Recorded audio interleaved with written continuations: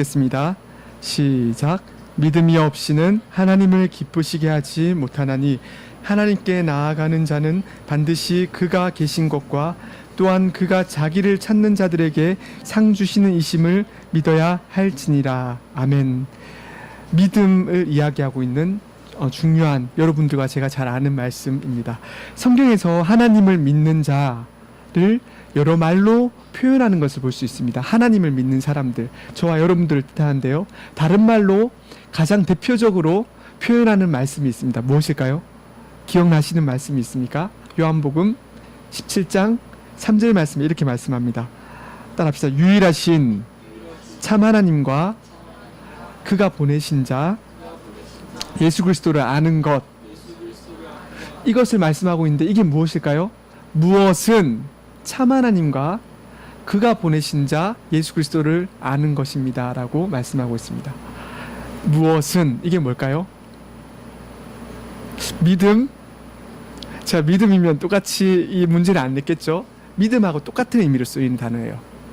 믿음을 선물로 받은 자, 그리스도와 연합한 자, 하나님의 자녀인 자, 영원히 영생.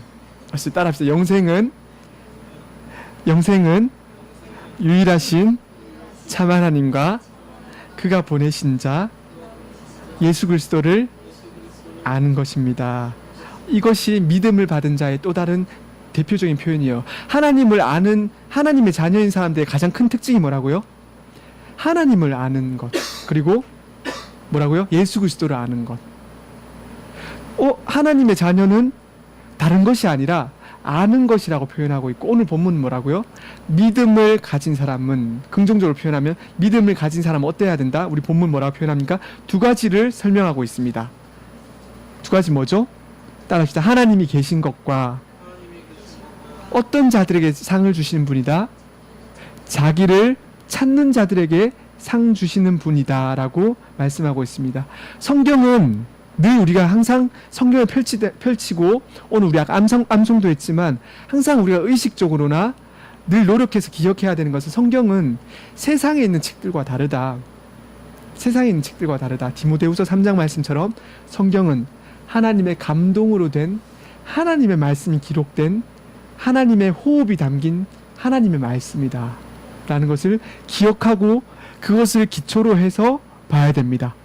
그래서 성경은 하나님의 자녀들에게 의미 있는 말씀이에요. 성경은 하나님의 자녀들에게 허락된 생명의 말씀이고, 생명의 교훈이 담긴 말씀인데, 따라합시다. 첫째로 무엇을 알려주냐면은 하나님의 존재를 알려줍니다. 다른 것은 안 알려줘요. 그래서 이런 질문은 쓸데없는 질문이에요. 잘못된 질문이고, 학자들은 차가운 냉철한 그 쓸데없는 사변이다, 사색이다, 냉혹하다 이렇게 표현해요. 무슨 질문이냐면은 하나님이 계십니까? 하나님이 계십니까? 라는 질문은 성경이 요구하는 질문이 아니에요. 우리의 질문도 성경에서 찾아야 하는데, 그 첫 번째 성경에서 가장 많이 우리에게 가르쳐 주는 게 뭐다? 하나님이 누구신가? 하나님이 어떤 분이신가? 뭐라고요? 첫 번째, 하나님이 어떤 분이신가? 이걸 뭐라고 했죠? 아까 따라서 하나님의 존재를 알려줍니다.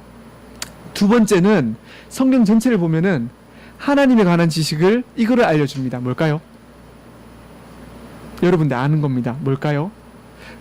가장 큰 것들을 요약한다면은 하나님의 존재를 알려주고, 두 번째는 뭘 알려줄까요? 우리에게 유익한 것이 무엇인지 알려주시는데, 따라합시다. 하나님께 영광을 위해서, 다시 하나님의 영광을 위해서 사는 것이 무엇인가와 하나님의 영광을 위해서 사는 것이 우리에게 큰 상이요 복임을 알려줍니다. 그러니까 아까 이야기했죠. 성경을 펼칠 때는 우리가 기존에 가지고 있는 생각이나 사상을 다 던지고 봐야 되고, 그뿐만 아니라 성경을 보면서 가지는 질문도, 첫 번째는 다른 우리가 마리아나 저나 우리 정우 선생님이나 원욱 선생님이나 여러 사람들이 그냥 가지는 질문이 아니라, 성경에서 이렇게 이야기하고 있으면은 그것이 어떠한가 상고해야 되는 것이지, 내가 마음대로 생각을 가지고 질문을 할 수 있는 게 아니라는 거예요. 그래서 성경에서 말하는 바는 믿음이 있는 자는 하나님이 계신 것과 따라합시다. 하나님의 존재와 하나님의 영광이 나에게 얼마나 유익한가를 성경 가르쳐주고 있는 거예요. 그래서 우리가 늘 고백하듯이 사도신경 처음 어떻게 시작합니까? 시작. 전능하사 천지를 만드신 하나님의 아버지를 내가 믿사오며. 그래서 성경 가르치는 순서에 따라서 창세기 1장에 어떤 하나님을 가르쳐 주신다? 태초에 하나님이 천지를 창조하시냐. 베르시트 엘로힘 이렇게 해서 히브리어는 시작해요.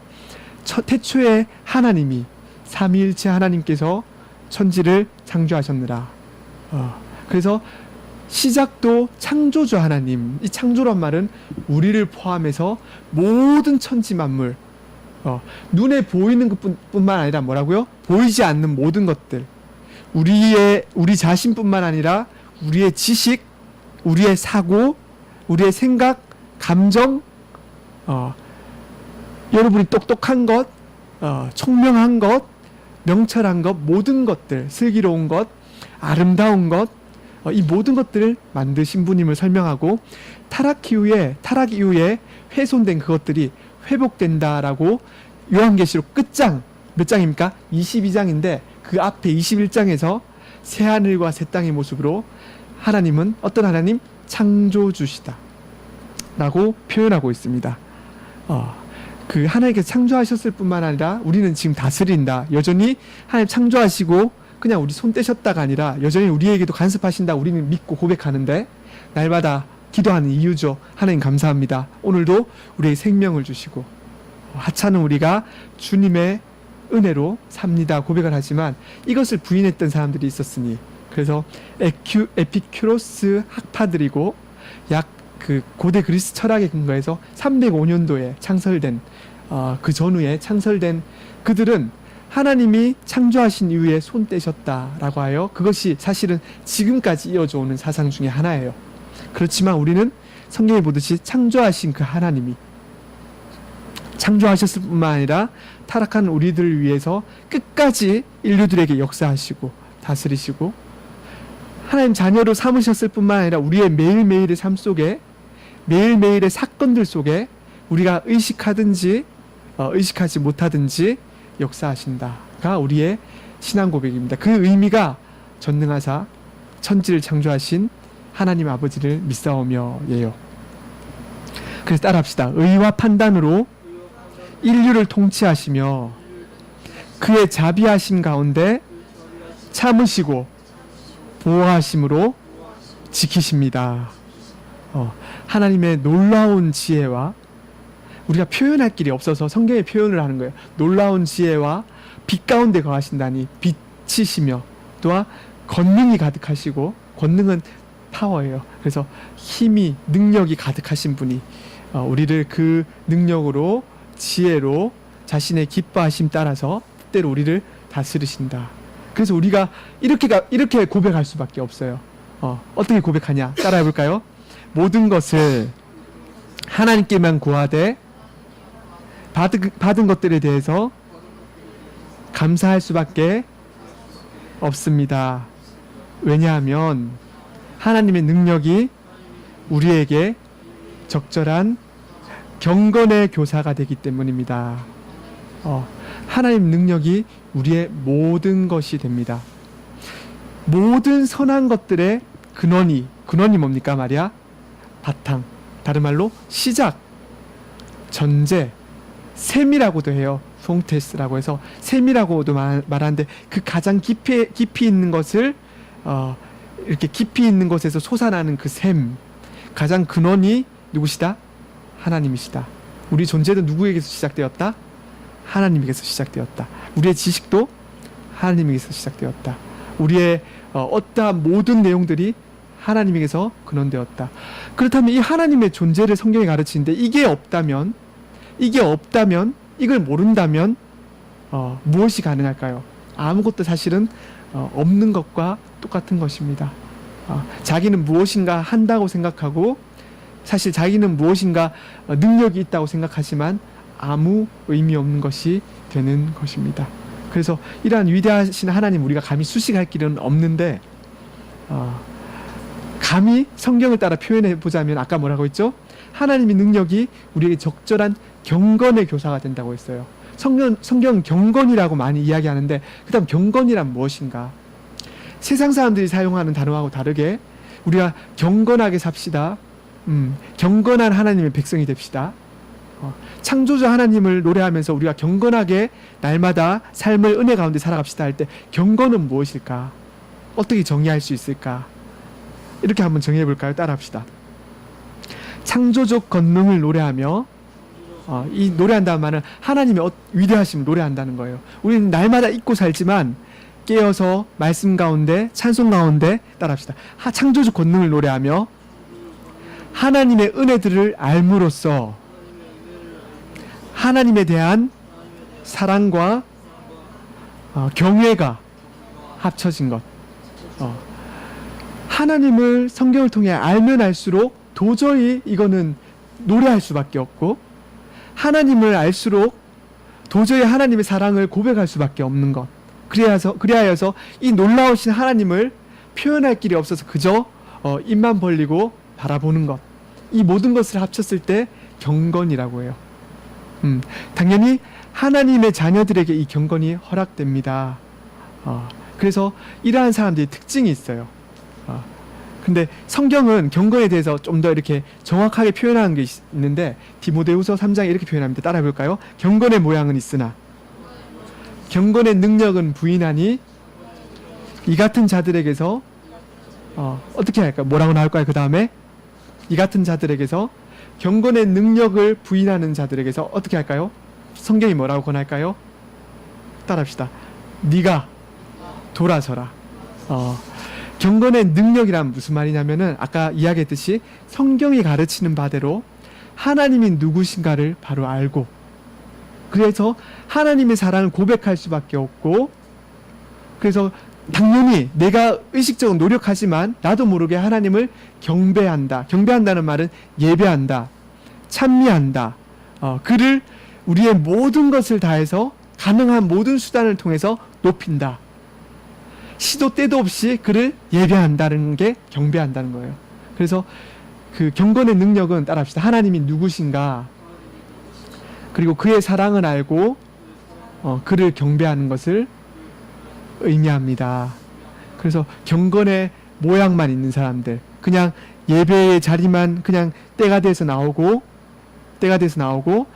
이름만 말만 하나님을 예배하지만 사실 진정한 하나님을 모르고 하나님을 알려고 하지도 않고 그냥 자기가 원하는 하나의 그냥 문화생활처럼 종교생활을 하고 여러 종교 중 하나 그냥 내가 교양을 쌓기 위해서 그냥 교회에 오는 정도 그냥 일주일에 하루가 되었으니까 교회에 오는 정도 그런 모양만 있는 사람들은 돌아서서 하나님을 더욱 알기를 힘쓰고 하나님을 더욱 사랑하고 하나님을 더욱 예배하기에 힘써라. 사도 바울이 디모데에게 권면하는 말씀입니다. 그래서 하나님을 지식으로 가득 찬다는 말은 평생토록 그래야 된다는 거예요.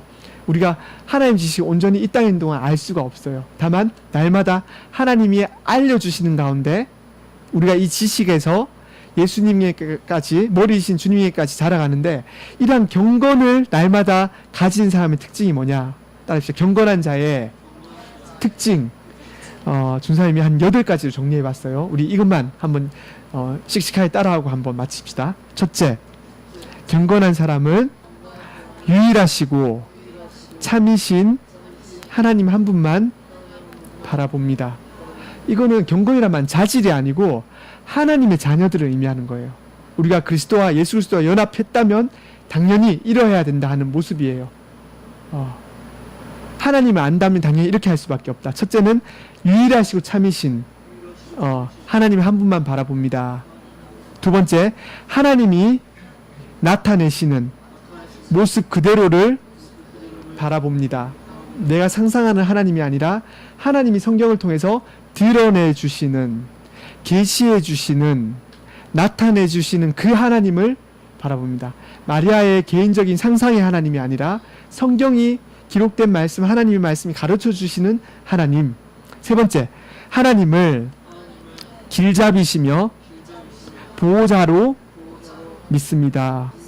길잡이라고 표현했는데 다른 말 생각이 안 나서 이렇게 했어요. 우리의 앞길을 늘 먼저 불을 비추셔서 시편 119편의 말씀처럼 인도하심, 환히 밝혀주시는 분. 내가 어디로 어떻게 살아야 될지 모를 때 하나님이 알려주신다. 길잡이시고 보호자시다. 네, 다섯 번째, 하나님이 선하고 자비로우심을 믿습니다.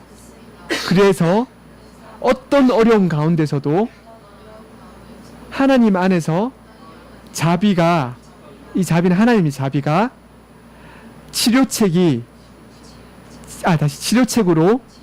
준비되어 있음을 믿습니다. 우리는 하나님의 자비가 우리를 치료해 주신다. 하나님의 사랑과 자비와 용서하심이 없다면 어떻게 우리가 하루를 살 수 있을까요? 두려워서. 겁이 나서 어떻게 살 수 있을까요? 그런데 우리가 죄를 지을 때나 연약할 때나 때로는 쓰러져서 남몰래 눈물을 흘릴 때도 뭐가 우리의 약이 된다? 하나님의 자비가, 다른 말로 하나님의 사랑이, 다른 말로 하나님의 긍휼하심이, 하나님의 호의가 우리의 약이 됩니다. 여섯 번째, 세 개 남았습니다. 여섯 번째, 하나님을 주와 아버지로 믿고 모든 일에 있어서 그를 인정하고 그의 계명에 주의를 기울입니다. 모든 일에 있어서.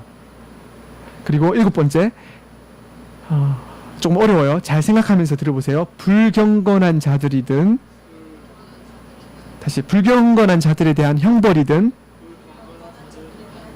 경건한 자들에 대한 상급이든 모두 하나님의 영광에 속한 것임을 믿습니다. 이게 무슨 말일까요? 불경건한 자들에게 마땅한 형벌. 기억납니까? 무슨 예정론? 그렇죠. 이중 예정론은 무슨 영역이다? 저는 선택받은 하나님의 자녀입니다. 당신은 하나님을 믿지 않고 교회 안 오니까 안 됐군요. 이런 판단하는 어떤 성경의 가르침이 아니라 어떤 영역이다? 무슨 영역? 감사의 영역이다. 성경의 가르침에 따라 불경건한 자들이 받는 마땅한 형벌이든, 우리가 하나님의 자녀로서 양자됨으로써 그리스도와 연합한 자들로서 받을 상급이든, 그 모든 게 뭐다? 우리 자신의 유익인데 그게 뭐라고요? 아까 처음에 이야기했듯이 누구께 영광? 하나님께 영광이라는 것을 믿는다. 어디에 나옵니까? 우리의 신앙 고백서 대소요리 문답 1문. 우리 인생의 제일 되는 목적이 무엇이뇨? 답 뭡니까? 시작.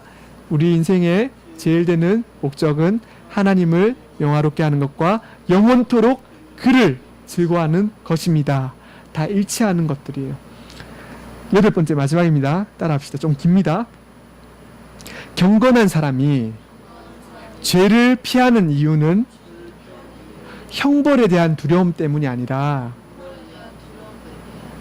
하나님이, 다시 그는 우리예요. 우리가 하나님을 아버지로서 사랑하고 경외하며 하나님을 주로서 예배하고 경배하기 때문입니다. 내가 하나님을 날마다 예배하고 기도하고 무슨 일이 있을 때 가장 먼저 무릎 꿇고 기도하는 것은 온 우주를 다스리시는 하나님의 권능 때문에 단지 두려워하는 것 때문이 아니라, 죄를 지으면 두려움이 생겨요. 근데 그뿐만이 아니라 하나님이 내 아버지시라는 그 사실에 대한 감사와 감격과, 아버지시기 때문에 당연히 아버지께 모든 것을 부탁하고 의뢰하고 그에게만 모든 것을 구하는 것, 찬양하고 예배하는 것 당연합니다. 이 말이에요. 8가지 안 보고 하라고 하면 못하겠죠? 그래서 마음에 새기시고, 우리가 창조주 하나님을 고백할 때, 이제 사도신경 처음 문장을 고백할 때 이 모든 내용들을 다 담아야 돼요. 이 모든 것들을 다 담고 전능하사 천지를 만드신 하나님의 아버지를 믿습니다 라고 고백해야 돼요.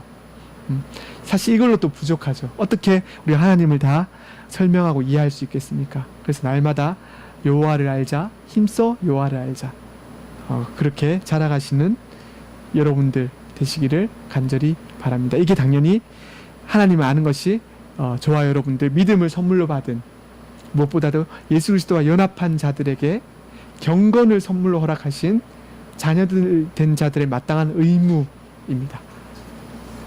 기도하시겠습니다. 믿음은 바라는 것들의 실상이요 보이지 않는 것들의 증거로서 우리에게 선물로 허락하시고, 오늘도 내일도 매 순간 예수 그리스도와 연합한 자로서 참 경건으로 인도하시는 하나님의 깊은 손길에 의지하여 살게 하시니 감사합니다. 우리 주일학교 세상 사람들이 보기에는 미약해 보이고 수가 적어 보이고 연약해 보일지 모르나, 하나님 늘 역사 속에서 적은 수를 통하여 일하셨고 다수를 기뻐하지 아니한다 하셨고, 마음의 중심에 영과 진리로 하나님을 예배한 자를 찾으신다 하셨으며 좁은 길로 가는 자를 기뻐한다 하셨으니, 우리가 이곳에서 겸손히 하나님 누구신가를 더욱더 깊이 알게 하시고 하나님이 무슨 일을 행하셨는가를 노래하게 하시고 겸손한 자세로 하나님을 더욱더 힘써하는 우리 십자가지 교회 주일학교 되도록 지켜주시옵소서. 예수님 이름으로 기도합니다. 아멘.